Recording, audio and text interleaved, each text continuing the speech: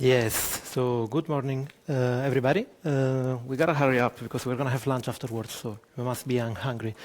A bit about me, I'm Alessandro Mautone. I'm a lead Android engineer with a few years of experience in Android development and software engineering in general. And about myself, I am originally from Venezuela, although, you know, from the name, you can guess I'm also half Italian. And there you can see also one of my biggest passions, which is flying. I love sports in general, but particularly paragliding. So yeah, that's about me. I'm really happy to see the room packed, although, you know, it's a small room, so that helps, I guess. Let's move on into the talk. What if ADB does not have to be that complicated? So first of all, I would like to start with what it is ADB, for the ones who might not know. This is the definition, the official definition from the Android documents. Android ADB stands for Android Debug Bridge, and it's a versatile command line tool that lets you communicate with a device. The ADB command facilitates a variety of device actions, such as installing and debugging APKs, uninstalling APKs, and so on. ADB provides access to a Unix shell that you can use to run a variety of commands on a device. So essentially, you will have a host. Usually, it's our machine, our PC, our Mac, and then you will have a client, which is the Android device. So it is indeed a client-server program, and it has three main components. One is the client, indeed, which is the one who sends the commands. Then there is a daemon, which is the one who runs the commands on the device, so in this case, the Android device. And then there is a server, which is the one who manages the communication between the previous two components. So this is what it is, ADB. But now, what can we do with ADB, actually? Well, yes, we can do a bunch of things. For example, we can type this on a terminal, and we will get the list of devices connected to our machine currently. So in this case, you can see on the left side, you have the bottom is the output of the command, of course. On the left side, you have the device ID, while on the right side, you have some information about the device. When I ran this, I had only one device connected, so that's why you see one. And you also see some cryptic stuff on the right. It's because it was an emulator. If it was a physical, real device, you will see the brand of the device and more useful information. What else can we do? We can, for example, install an APK. That's something we mentioned actually during the definition of ADB. Here you can actually see something familiar. You see the ID of the device. So usually you can run ADB without specifying a device ID. That's okay if you have only one device connected to your machine. If you have multiple devices, then ADB will not know where to execute the command. So I usually specify the device ID. Well, I don't actually. Someone else does it for me, but we're going to see that soon. So that's why you will see in those commands sometimes the ID of the device. What else can we do? We can uninstall an application, pretty simple. Here, the first part of the command, it's pretty standard. The only thing that changes is the application ID you need to pass in order to uninstall your app. We can also press stuff in the device. So in this case, you have to trust me, but this is the back button. So you use this command, and then you're going to press back, hopefully. And there are, of course, other key events you can use to press other buttons. You can press home, you can press multitasking, and so on. You can also take screenshots with ADB. This command is also relatively simple. You can see there is a bit of boilerplate ADB shell screen cap, and then there is -p, and you pass an argument, which is where the screenshot is going to be saved on the device, so on the Android device. And then what we're doing with pool is simply copying this file into our machine so that we can use it for whatever we want. So in this case, we're pulling. You can see the first argument in the second instruction is the same as the first one, because we're pulling the origin. And then we are copying it into our downloads folder in our PC. We can also reset the permissions with ADB. Here as well, there is only one variable, which is the application ID of our application. We can clear the application data as well. I use this one often when you want to quickly clear your application data in order to start fresh and test something. So here as well, the command is pretty fixed. The only thing changing is the application ID again. You can also tap on the screen. This is pretty cool. These are basically coordinates. The 100 you see there, x coordinate and y coordinates. So you can see the screen as a grid with a bunch of points, and so each coordinate is going to correspond to a point in the screen of the Android device. This is useful. The only thing is that it's not really scalable if you have different devices, because different devices have different screen sizes, and thus the coordinates are not going to be always the same in different devices. So in this case, for example, it could be that it's corresponding to the back button in the top left, just assuming. In a tablet, that's not going to be the case because the screen is much bigger. So now stuff becomes very interesting, in my opinion. We can do something more powerful here. So let's start from the top. We have, ADB, the device ID, and the shell. So that's a pretty boilerplate. And then you have UI Automator, which is a testing framework for automating UI test. And we have the command dump. What does dump do? Dump simply generates an XML file with the hierarchy of the current screen in your Android device, and it stores it in an XML file. This works both with Compose and XML views, so it's not related to the XML view itself. And you can see in the second command actually something, in the second row, something familiar. We are pulling, which is what we did with the screenshot. So we're simply copying the file generated by the dump command into our current folder, /. The reason is because we want to do something with that. The third command is also familiar. If you look, the first part is the tab command we saw in the previous slide. There is something more powerful going on there too. It's taking an argument, which can be cryptic, or at least it is to me. And if we go to the end, you can see it's taking the XML file we generated, and then it's using Perl, which is a typed programming language, very powerful for text processing in files, especially in log files or XML files.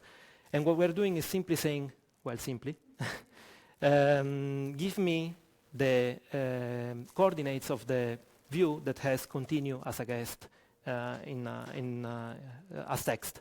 So essentially, this command here allows us to click on buttons based on their text.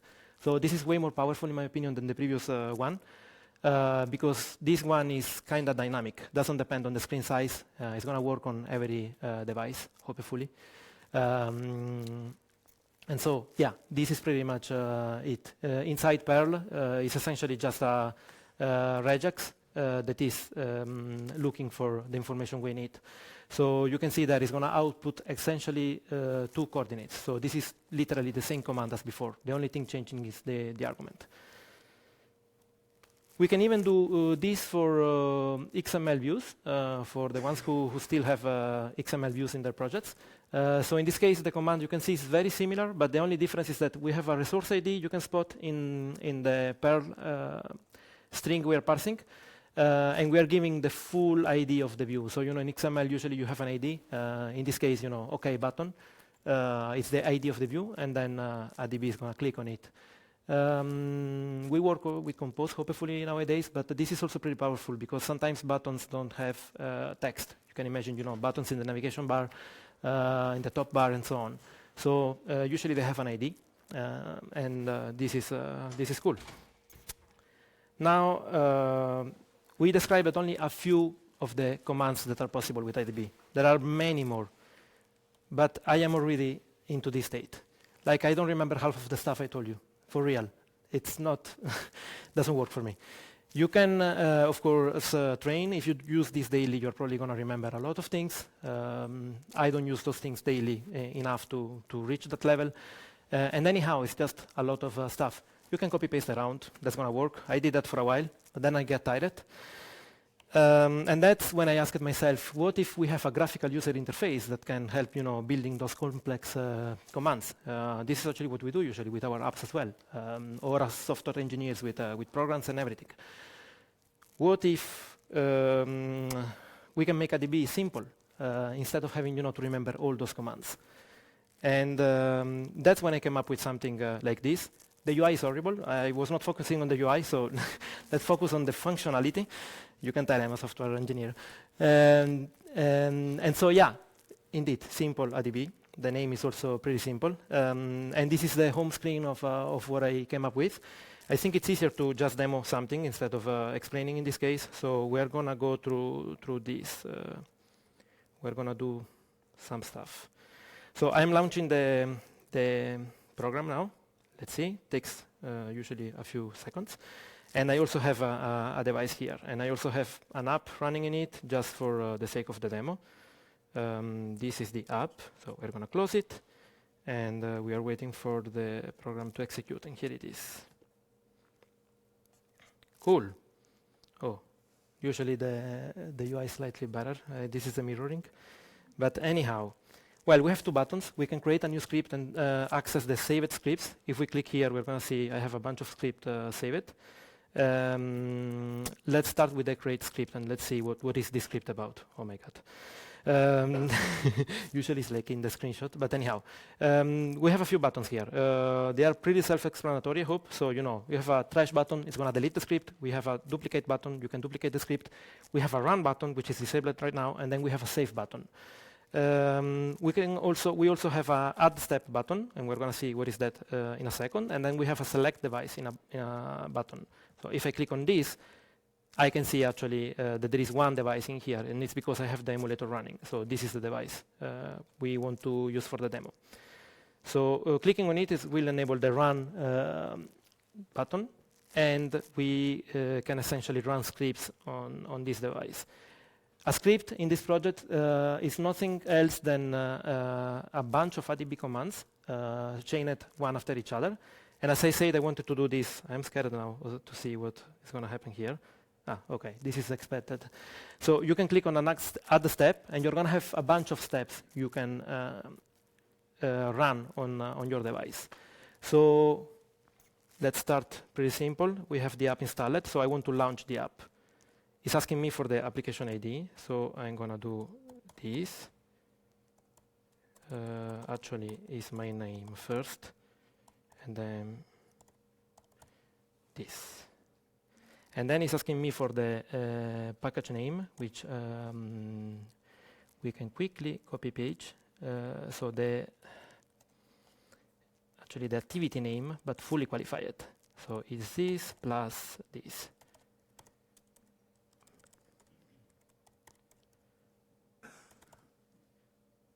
Cool.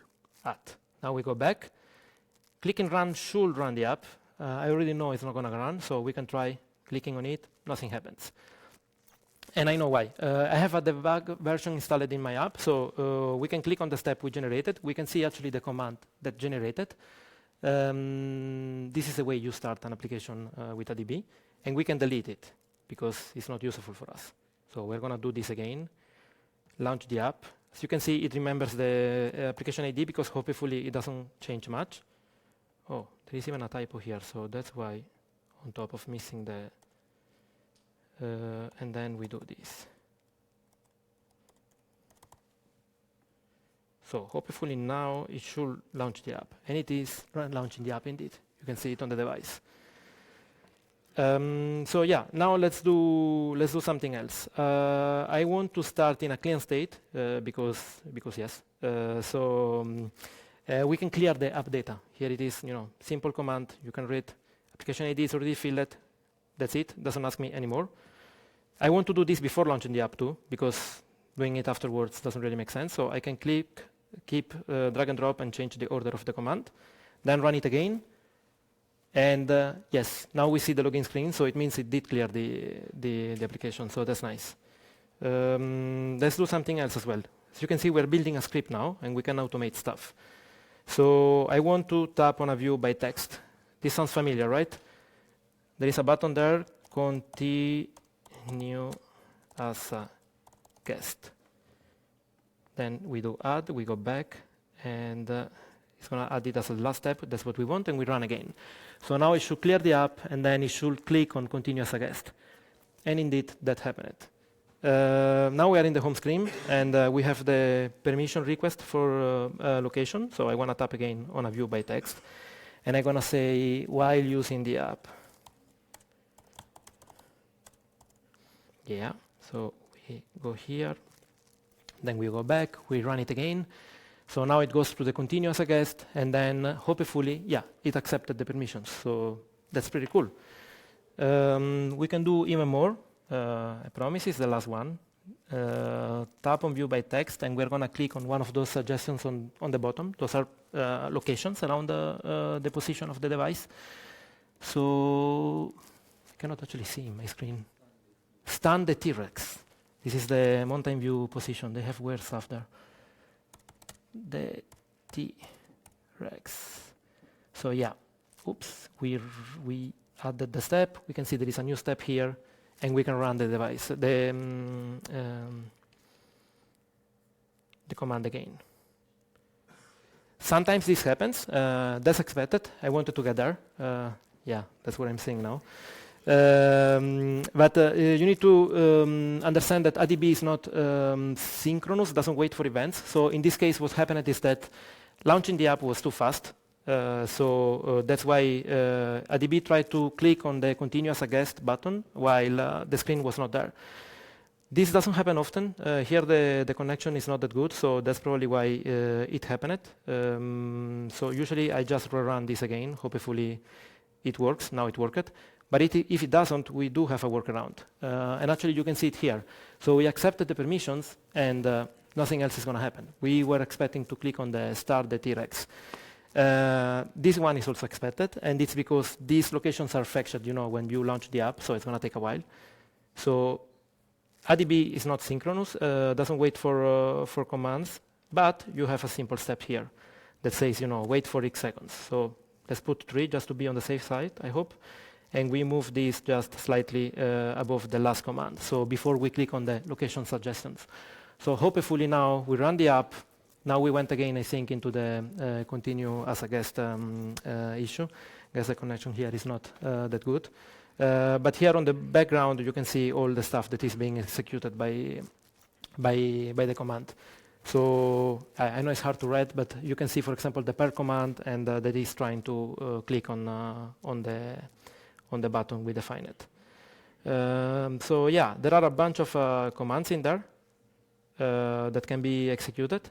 We accepted the permissions now, and we did all those things. And you can see this time we also clicked on the location suggestion because it's asking us to log in. So we cannot send messages unless we log in. There are a bunch of more steps, but we're not going to go into them. What you can do here is look at the content of each step, which is pretty cool in my opinion, because you can see the complexity and all that is generated by the program itself. So yeah, enough demo. Let's go back to the presentation. Oof. And so yeah, what are the benefits of this client I just showed? At least the benefits I found. You don't need to remember complex commands. That's pretty clear. You have a simple step, launch the app. Input. You can even input text, by the way. So you can open the keyboard and input text. You can just preset permissions. You can do a bunch of things. And actually, there are not all the ADB commands are loaded because I didn't have time, but I do this in my spare time, but we can add more commands as they grow. We can also create and reuse the scripts that you generate. So I didn't show this, but the script, it's automatically saved. And if you go to the list I showed at the beginning, you're going to be able to just launch the script. So what is this useful for? I have a login flow, and I usually have a login script for that. And I just make sure that the flow goes as expected. You can also take a screenshot and then upload it somewhere. You can do plenty of automation, so it's pretty powerful.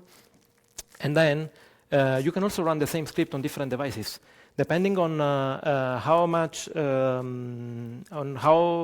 what steps you use it. You can do this without any issues. For example, in the demo I didn't use steps that input, touches events with fixed coordinates. So that script is completely reusable in any device, really. Thoughts about the project, my experience. This was done in Python because I wanted to support multiple operating systems. Compile safety is really nice, so we're very lucky. You can get very weird stuff in Python. Virtual environments in Python give me a terrible time. For the ones who don't know, you have virtual environments, you can set those up, and they are isolated, so it's good to test, that all the dependencies are installed properly, etc. And I somehow managed to screw up that every now and then, especially when I update my Python version. And then packaging an executable, it's kind of tricky. It's not as easy as Android, because you need to support multiple OS, and there are multiple tools to package an executable for Python. So yeah, I actually tried once one. It was working on my machine, typical. Then I went to Windows, everything exploded. So I needed to do that again. I found a new one. Now it's working on both Mac OS and Windows. Don't know about Linux. I'm afraid to try. But yeah, that's essentially it. You have the link here for the repo, because it's open source, in case you want to take a look. Adding commands is actually should be easy in theory, because there is a database that takes a format, so you don't need to like write custom logic for each command. And yeah, thank you.